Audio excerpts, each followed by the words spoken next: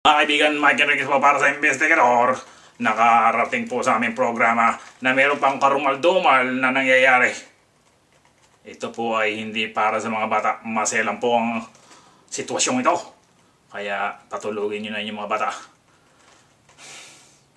Ito po, ang aming tututukan ngayon ay ang calendar girl ng Tanduay na si Casey Concepcion. Ito po, i-discuss po natin at pag-uusapan ang nangyayari nito. Ito po mga kaibigan, si Casey Concepcion. Marami lang po ang nagtatanong kung bakit kailangan pa niyang magpa-sexy ng todo. Samantalang ang kanyang nanay na si Sharon Cuneta ay bilyonarya sang katutakang pera. At kailangan pa niyang gawin ito. Tinanong po namin ng representatibo ni Casey Concepcion at ang sagot nila ay dahil naniniwala sila sa produkto ng Tanduay. Masarap daw ang Tanduay Ram. Kaya mga kaibigan, tututukan po natin ang isyong ito. Iinom po tayo ng Tanduay at alamin natin kung tama ang kanilang pinagsasabi.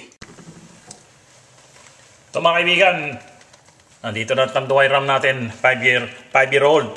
Okay, buksan natin at inumin natin at tikman natin kung masarap nga ito.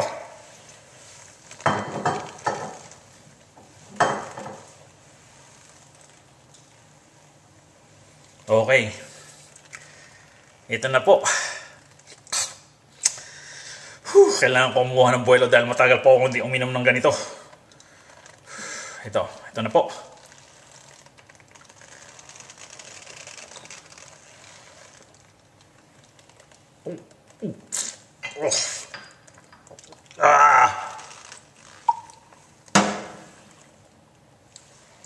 Masarap.